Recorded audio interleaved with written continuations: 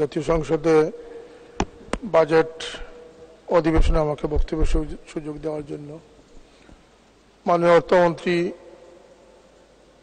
উপস্থাপিত এই বাজেট, এত বড় সংখ্যার বাজেট, কোনোদিন অঙ্কে এত বড় সংখ্যা কষেছি বলেও মনে হচ্ছে না। তবু আমরা শুকরিয়া আদায় করি আল্লাহ পাকের যে বাংলাদেশ এগিয়ে যাচ্ছে, বাংলাদেশ স্বাবলম্বী এবং উন্নয়নশীল দেশ হিসাবে প্রতিষ্ঠিত হচ্ছে। মাননীয় প্রধানমন্ত্রী জননেত্রী শেখ হাসিনা তার উন্নয়ন পরিকল্পনা দিয়ে দেশকে স্বনির্ভর এবং পরমুখাপেক্ষিতা থেকে তিনি বাঁচানোর জন্য অনেক উদ্যোগ গ্রহণ করেছেন। তিনি ইতিমধ্যে প্রমাণ করেছেন যে পদ্মা সেতু, বঙ্গবন্ধু টানেল এবং বিমানবন্দরের তৃতীয় টানেল নির্মাণ সহ মেট্রো রেল সহ দৃশ্যমান অনেক উন্নয়নের মাধ্যমে বাংলাদেশ আমরা নিজেরা পারি, এটা তিনি প্রমাণ করেছেন। সেজন্য তার এই উন্নয়ন কর্মকাণ্ডের জন্য তাকে আন্তরিক ধন্যবাদ জানাচ্ছি। আমরা যেহেতু আমাদের সীমিত আয় নিয়ে আমাদের চিন্তা করতে হবে, আমাদের এই প্রায় 8 লক্ষ কোটি টাকার বাজেট যেমন আমাদেরকে আনন্দিত করতেছে, আমাদের এই বাজেটের অধিকাংশ ক্ষেত্রে আমাদের মিসইউজের সম্ভাবনা থেকে যায়। তল্পিবিহীন জুড়িতে আপনি যে কিছুই ডালেন না কেন সেটা থাকে না। তাই মাননীয় স্পিকার, আমাদের এই বাজেট বিষয়ে আমাদের কথা হচ্ছে যে দেশের দুর্নীতিমুক্ত দেশ এবং জনসম্পদ গড়ে মানুষকে, দেশপ্রেমিক মানুষের দ্বারা দেশকে পরিচালনা করার উদ্যোগ গ্রহণ করা খুবই প্রয়োজন। এক্ষেত্রে আমাদের শিক্ষা ব্যবস্থাপনাকে আরো উন্নত করার জোর দাবি জানাচ্ছি। যেখানে মোরালিটি, মানবতা থাকবে না, সেখানে কোনো বড় বাজেট দিয়ে কোনো জাতিকে উন্নয়নশীল জাতি হিসাবে প্রমাণ করা সম্ভব হবে না। ইতিমধ্যে আমরা বুঝতে পেরেছি আমাদের অর্থ সংকটের চেয়ে আমাদের আন্তরিকতার অভাব বেশি রয়েছে। বাংলাদেশে যে বড় অঙ্কের বাজেট বাংলাদেশে নেওয়া হয়েছে, যদি এটা পুঙ্খানুপুঙ্খ রূপে বাস্তবায়িত হয়, এ দেশের জনগণের দুর্ভোগ এবং সমস্যা আসলে থাকবে না বলে আমরা মনে করি। তো সমস্যা হচ্ছে যে আমাদের দেশে যারা দুর্নীতি দমন করবেন তাদেরকে দুর্নীতিমুক্ত করাটাই আমাদের সবচেয়ে বড় চ্যালেঞ্জ হয়ে দাঁড়িয়েছে। কথায় আছে না, আমরা জানি যে কুইনাইন জ্বর সরাবে, কিন্তু কুইনাইন সরাবে কে?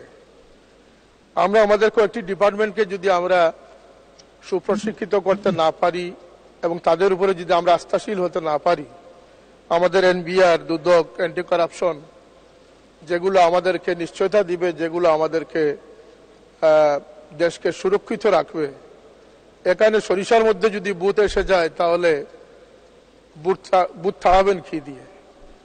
এই যে হাজার খানেক জনবল, তাদেরকে যদি আমরা দেশপ্রেমিক, আন্তরিক, সুদক্ষ কর্মঠ আমরা তৈরি করতে না পারি, আমরা যদি প্রাথমিক শিক্ষক যারা আছেন 1.5-2 লক্ষ শিক্ষককে যদি আমরা আমাদের ফাউন্ডেশন তৈরির জন্য প্রস্তুত করতে না পারি, শিশু বান্ধব করতে না পারি, মানব সম্পদ তৈরির কারিগর বানাতে না পারি, তাহলে আমাদের শিক্ষা ব্যবস্থার ভবিষ্যৎ অত্যন্ত খারাপ হবে, এটাই স্বাভাবিক।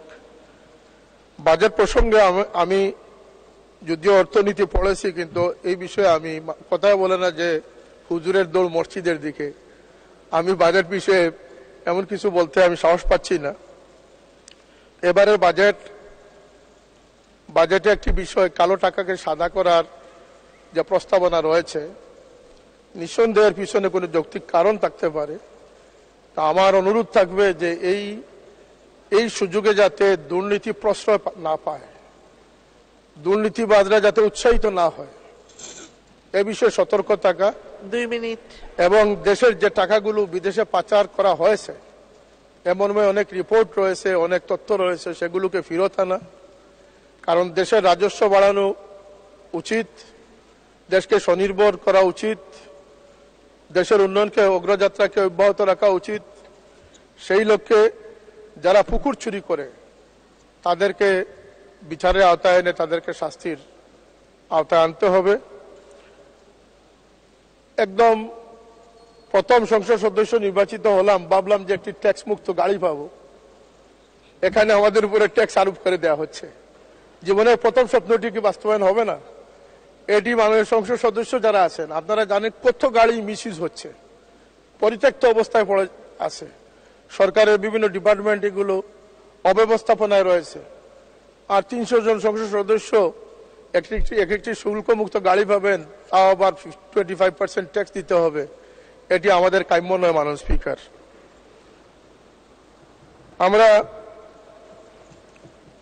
আমাদের এখানে মাননীয় স্বাস্থ্যমন্ত্রী উপস্থিত আছেন, তার যোগ্য নেতৃত্বে স্বাস্থ্য সেবার উন্নতি হবে আমরা প্রত্যাশা রাখি। তিনি ইতিমধ্যে অনেক হাসপাতাল পরিদর্শন করেছেন, তার পরিদর্শনের ফলে অনেক দুর্নীতি বা অনেক অনিয়ম চলে যাবে এটা আমরা বিশ্বাস করি।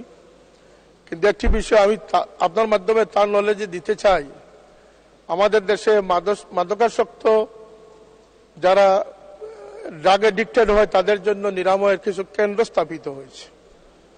আমার কাছে কিছু তথ্য এমন এসেছে, আমি বিগত বছরখানেক থেকে যা উপলব্ধি করেছি, এখানে এই অজুহাতে, সামান্য অজুহাতে অনেক সময় অনেক সুস্থ মানুষকে নিয়ে নির্যাতন করা হয়, এমনকি তারা আত্মহত্যার পথ বেছে নেওয়ার ঘটনা আমাদের কাছে রয়েছে, আমাদের সামনে রয়েছে। মাননীয় সদস্য আর 1 মিনিট।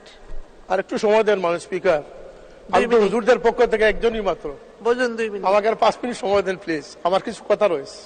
আচ্ছা বলুন। Thank you.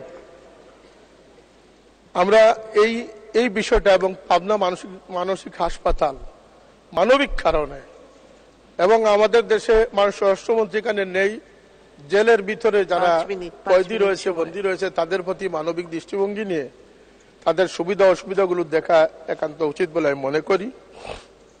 আমাদের শিক্ষা ব্যবস্থায় আমূল পরিবর্তন আনা উচিত। আমাদের সিলেবাস কমিটিতে যারা যোগ্য তাদেরকে দিয়ে সিলেবাস প্রণয়ন কমিটি তৈরি করা। এক্ষেত্রে আপনারা আশ্চর্য হবেন যে মাদ্রাসা শিক্ষা বোর্ড একটি বৃহৎ শিক্ষা বোর্ড, যেখানে আলিম তৈরি হচ্ছে, এবং যে আলিমরা আজকে সকলেরই বাবা মা আত্মীয় স্বজনের জানাজায় ইমামতি করতেছে, দোয়া মোনাজাত করতেছে, কিন্তু সেই সিলেবাস প্রণয়নে যোগ্য আলিমদের অনুপস্থিতির কারণে মাদ্রাসার ক্লাসে তবদুল তবলা বাজানোর মতো বই ম্যান্ডেটরি করে দেওয়া হয়েছে। এটি দুঃখজনক মাননীয় স্পিকার। আল্লাহ নবী সাল্লাল্লাহু আলাইহি ওয়াসাল্লাম বলেছেন যে আউয়ালু মা তাগান্নাসা ইবলিস, এই বাদ্যযন্ত্র হচ্ছে ইবলিস থেকে প্রতিষ্ঠিত। এখানে মাদ্রাসার স্বাতন্ত্র্য রক্ষা করা উচিত। আমি বলবো স্কুল কলেজ ইউনিভার্সিটির সিলেবাসেও যারা দেশপ্রেমিক এবং যারা শিক্ষাবিদ তাদের অংশগ্রহণে সিলেবাস তৈরি করা সময়ের দাবি। আমরা এ বিষয়ে জোর দাবি জানাচ্ছি যাতে এই অপ্রয়োজনীয় বইগুলো সিলেবাস থেকে সরিয়ে মানুষ গড়া যায়, মানুষ তৈরি করা যায়, দেশের সম্পদ মানব সম্পদ তৈরি করা যায়, সে ধরনের পাঠ্যপুস্তক প্রণয়ন করার প্রতি আমি জোর দাবি জানাচ্ছি। আমি আমার এলাকার 2-1টি দাবি এবং বৃহত্তর সিলেটের 2-1টি দাবি উপস্থাপন করতে চাই মাননীয় স্পিকার। একটি হচ্ছে যে আপনারা জানেন আকস্মিক বন্যায় গত 2022 সাল এবং আজকে 2024 সাল 360 আউলিয়ার স্মৃতিধন্য এই সিলেট তলিয়ে গেছে। শহরের অধিকাংশ স্থানে এমন কোনো বাসা নেই যেখানে কোমর পানি না হয়েছে। এই বন্যায় যে হাজার হাজার কোটি টাকার ক্ষতি হচ্ছে, সিলেটবাসী যে বন্যা প্লাবিত হচ্ছে, যদিও অনেক বিশেষজ্ঞরা মনে করেন যে মিঠামইনের এই সড়কটি অপরিকল্পিত হওয়ার কারণে, ব্রিজ কম থাকার কারণে সিলেটে আকস্মিক বন্যা হচ্ছে, সেটিও তলিয়ে দেখার সময়ের দাবি আমি মনে করি মাননীয় স্পিকার। আরেকটি প্রস্তাব আমি করতে চাই যে মাননীয় পানি সম্পদ মন্ত্রী মহোদয় এখানে আছেন, তিনি সিলেট সুনামগঞ্জ সফর করেছেন, আমাদের কনস্টিটিউয়েন্সির খবর তিনি নিয়েছেন, ধন্যবাদ তাকে। কিন্তু এই সংসদ অধিবেশনের পরপরই তিনি সিলেটে গিয়ে, আমরা আমন্ত্রণ জানাচ্ছি সিলেটের সংসদ সদস্য যারা আছি আমরা সবাই উপস্থিত থাকব, এখানে সিলেটের মেয়র সহ আমার গণ্যমান্য সবাই উপস্থিত থেকে এর কারণ এবং প্রতিকার চিহ্নিত করা খুবই প্রয়োজন বলে আমি মনে করতেছি। এ বিষয়ে মাননীয় মন্ত্রী উদ্যোগ নেবেন, আমাদের পক্ষ থেকে যে সহযোগিতার প্রয়োজন সেটা, এবং এখানে সুরমা কুশিয়ারা খননের ব্যাপারটা এসেছে, এই নৈবতা হারানো নদীগুলোর কারণে এটি একটি অন্যতম কারণ। আমার সংসদীয় আসনের একটি থানা হচ্ছে কানাইঘাট উপজেলা, যেখানে লুবা কুয়ারিতে ভারতের পাহাড়ি ডল থেকে নেমে আসা 1000 কোটি টাকার পাথর প্রতি বছর আমদানি হতো। এ থেকে সরকার 25-30 কোটি টাকা রাজস্ব আদায় করত। এটাকে সুনিয়ন্ত্রিত করলে 100 কোটি টাকা রাজস্ব আদায় করা সম্ভব হবে। এই পাথর কুয়ারিতে 1000 কোটি টাকার পাথর জব্দ করে রাখা হয়ে গেছে। কোন কারণে সেটা আমি সংসদ সদস্য, আমি এটা বুঝতে পারতেছি না। আরেকটি কারণ হচ্ছে যে আজকে প্রায় 5 বছর যাবৎ এখানে পাথর উত্তোলন বন্ধ করা হয়েছে। এটিও বন্যার একটি কারণ, কারণ এই পাথরগুলো অপসারণ করলে এই জায়গাটা গভীর হয় না, আর গভীর না হওয়ার কারণে ফ্লাড আরো সহজ হয়।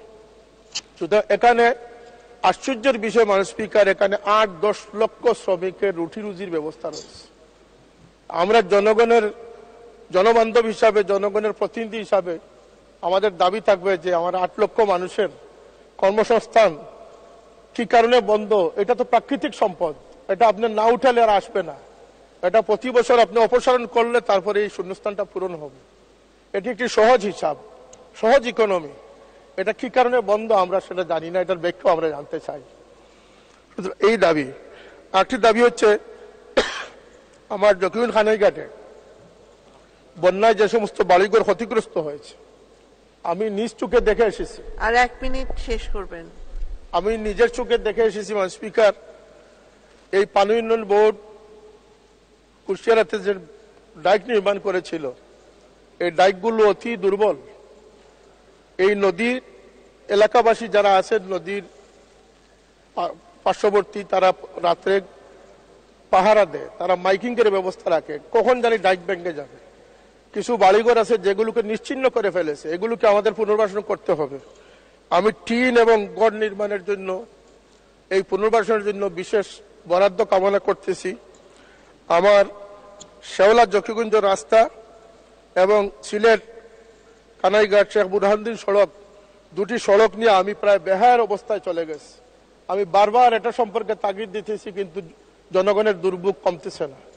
এটিকে আমি অনুরোধ করবো যে এটা সড়ক জনপথে নিয়ে, এটা এলজিডি থেকে সড়ক জনপথে নেওয়ার ব্যবস্থা করার জন্য আমি ওদের আহ্বান জানাচ্ছি। মাননীয় স্পিকার, যেহেতু আমার সময় নেই, আমার আর কিছু কথা বলার ছিল, তবুও আমরা আপনাকে অসংখ্য ধন্যবাদ।